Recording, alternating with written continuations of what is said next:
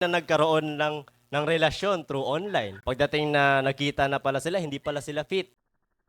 Nakasal sa hindi talaga nila gusto. Mahal kita. Gihigugma ko ikaw.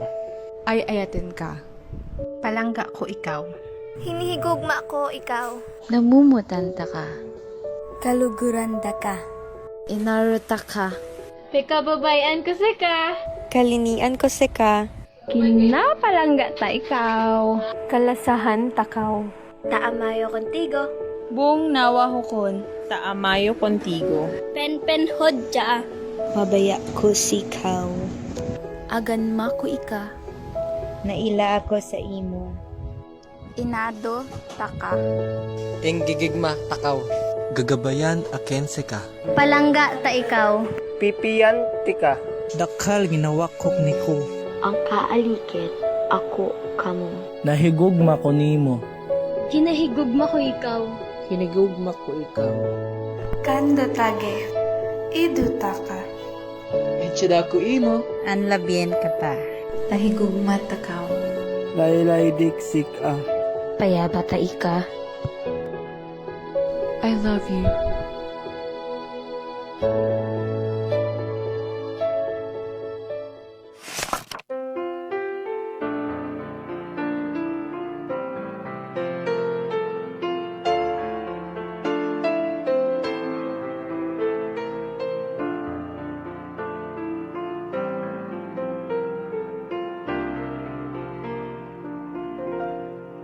This is my journey, like Israel of old. I travel through the wilderness, so far away from home. Though dangers surround me, though the night is long, the Lord is my light, my beacon and guide, my strength and my song.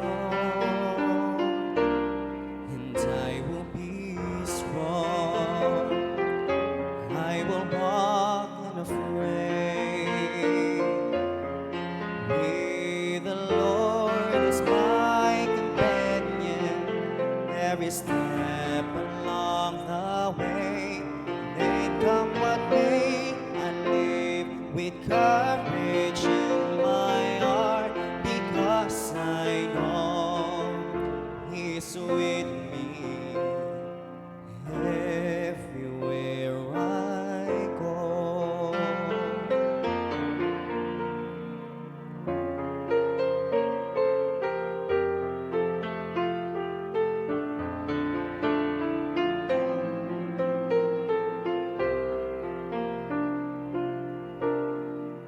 This is my journey, like Israel of old.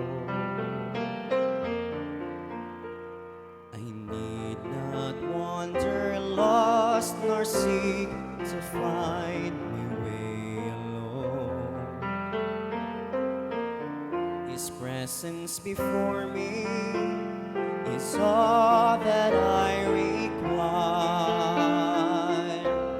The Lord is my light, my beacon and guide, my pillar of fire. And I will be strong, I will walk unafraid. With the Lord is my companion, every step along the way. Then come what may, I live with courage in my heart, because I know He's with me everywhere I go.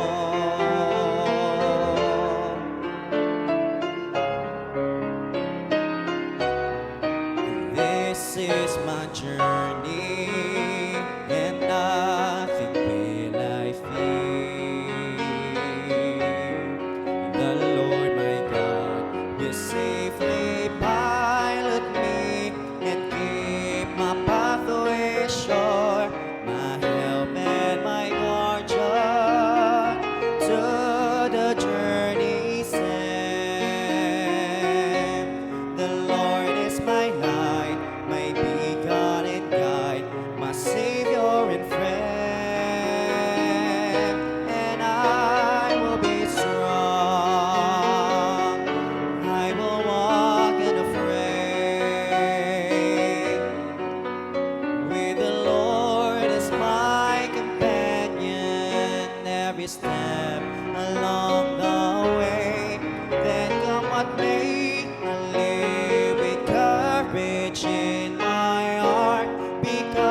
I know He is the Lord of heaven and earth. He is the perfect light of truth, and He is with me everywhere I go.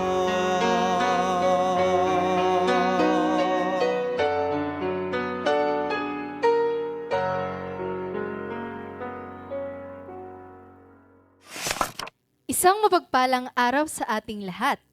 At welcome back sa ating programang I Love You Book Series. Ngayon ay nasa pangalawang chapter o episode na tayo ng ating programa. Handa na ba ulit kayong kiligin at matuto? Dahil ako, handang-handa na ako ulit. Ayan, dahil it is love's plot in God's path. Ayan, so mga kapatid at mga kaibigan, ang ating guest ngayon ay walang iba kundi si Brother Dod Soledad na nagmula pa sa Bagong Bayan SDA Church. Ayan, so bago tayo magsimula ng ating pag-uusap tungkol sa pag-ibig, pwede bang manalangin muna tayo at ating hingin ang guidance ng ating Panginoon. Let's pray. Dakila at makapangyarihan naming Diyos na ang tirahan ay nasa kataas-taasan sa mga langit. Panginoon, lubos po kami nagpapasalamat sa inyo pong ibinigay na pribilehiyo upang kami po ay mag-usap tungkol po sa pag-ibig na nagmumula sa inyo. Inyo po nawa kaming gabayan sa mga oras na ito at bigyan kami ng karunungan at kaalaman nang sa ganon amin itong patuloy na maintindihan at aming maisakabuhayan. Panginoon, maraming salamat po sa pagdinig na aming samot dalangin. Ito po aming hiling sa pangalan ni Jesus. Amen. Ayan. Brother Dods, kumusta ka po? Ayos lang. Ayan, ayos Normal na lang. sagot. Ayos Ayan, lang. napakaganda naman po ng ngiti ninyo. Talagang halatang okay na okay ka lang. Ayan. So, ang ating chapter 2 ay may pinamagatang Dynamics of Dating. Ayan. So, ano nga ba ang meron sa Dynamics of Dating? Atin niyang matutunghayan. So, ito dahil nakapagbasa ka na at yung i-share mo ay talagang makapagbibigay ng inspirations about sa atin. Hopefully. Ayan. So, gaano nga ba kaimportante yung pakikipag-socialize kung naghahanap ka ng ma-date mo or magiging karelasyon mo in the future?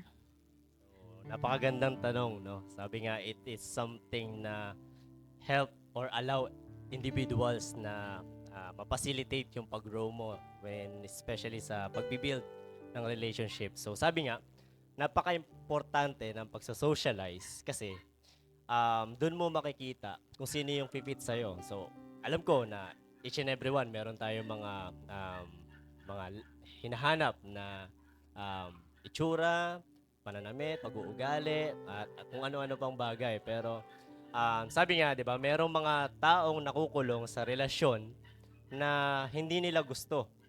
May mga kabataan na nakukulong sa relasyon na something na hindi talaga inaalaw ng Lord sa kanila, kundi sila lang yung may kagustuhan kasi something na hindi nila ginagawa yung sinasabing out of the box na pakikipag-socialize. Kung sino lang yun nandiyan sa kanila, sino yung maganda sa harap nila, sa mata nila, then yun na yun. And tingin nila, love na yun. Pero hindi yun eh. Sabi nga, ang dynamics, isa sa parte ng dynamics of dating is yung makipag-socialize. Kasi para ma-build up mo yung hinahanap mo, makikipagkausap ka sa mga kapwa mong mananampalataya, kapwa mong manggagawa sa iglesia, or baka sa katrabaho mo, di ba? It is something na malay mo, nandun yung binibigay ng Lord para sa'yo. So, napaka-importante ng pakikipag-socialize sa paligid. Ayan, maraming salamat kasi yung pakikipag-socialize, kasi hindi mo malalaman yung karakteristik ng isang tao kung hindi mo kakausapin. Tama. Kasi minsan may Tama. mga vibes talaga na minsan parang, ay, hindi ko to makakasundo. Tama. Ay, ka-vibes ko to, parang ganito, ganyan. Tama. Parang may excite ka talaga na, ay, siya na naman kasama ko. Pero kung yung paano pala po pag introvert? Paano pala pag Actually, may introvert? mga friend ako na ganyan, na mga introvert, no? Na alam ko na sa mga viewers din natin, meron din mga introvert sila na kaibigan at baka viewers din natin introvert at nahihiyang makipag-socialize. Lalo na sa panahon ngayon na active na active yung social media, 'di ba? Sa social media napaka-loud, napaka-active, mag-post ganyan, pero sa personal hindi pala ganoon. So something na nagkaroon lang ng relasyon through online. Pagdating na nagkita na pala sila, hindi pala sila fit, 'di ba? Meron din mga way na para makipag-socialize through social media nga rin para mas makilala mo yung yung dinidesire mo.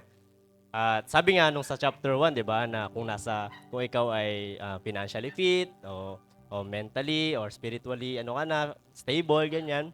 So kung nandun ka na sa stage na hinahanap mo na yung para sa so kailangan mo daanan yung dynamics of dating, which is yung pakikipag-socialize. Ayan. So maraming salamat at napakarami na naming agad natutunan sa isang tanong pa lang sa'yo. So sa tingin mo naman, gaano ka-effective yung pakikipag-communicate sa pagde-date? Well, sabi nga, after mo makipag-socialize, ang sunod niyan, meron ka ng communication. Meron ka ng tamang communication. At dapat, bilang isang lalaki o isang babae na makikipag-socialize sa dinidesire mo, meron ka ng, kumbaga, prospect na tinatarget, meron ka dapat proper way of communication. Ano yun? Meron kang dapat na respect. Pinakauna sa lahat. Meron kang empathy, sympathy sa kausap mo. Ano siya, para mas makilala mo siya ng lubos. Kasi kung meron kang maayos na communication, it can bring, a solid foundation sa relationship kapag meron kang ganun. Kasi hindi mo ini-invalidate yung mga sinasabi niya, yung mga Totoo. karanasan ng kausap mo, yung mga bagay na that comes out from her or his mouth, ganyan. So, meron kang pagbabalidate sa mga kung ano yung ginagawa niya, ano yung nagawa niya, ano yung nakaraan niya, at ano yung mga plano niya. So, napaka-importante na communication para ma-build mo yung relationship na tina-target mo. Amen. Ayan. Maraming salamat po.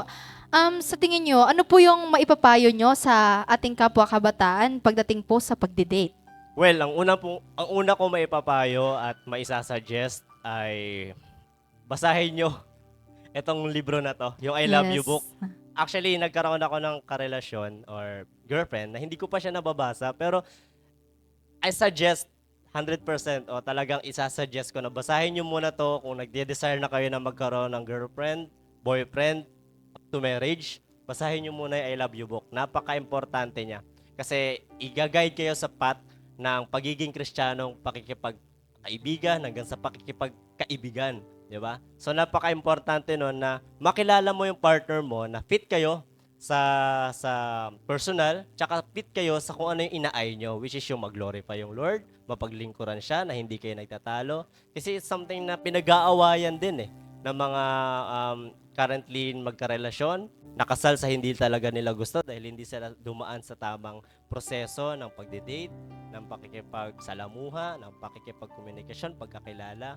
Napaka-importante na dumaan tayo sa ganon at ma-sure na itong partner ko na to or itong tao na to ay makakasama ko at makakatulong ko sa paglilingkod para sa Diyos.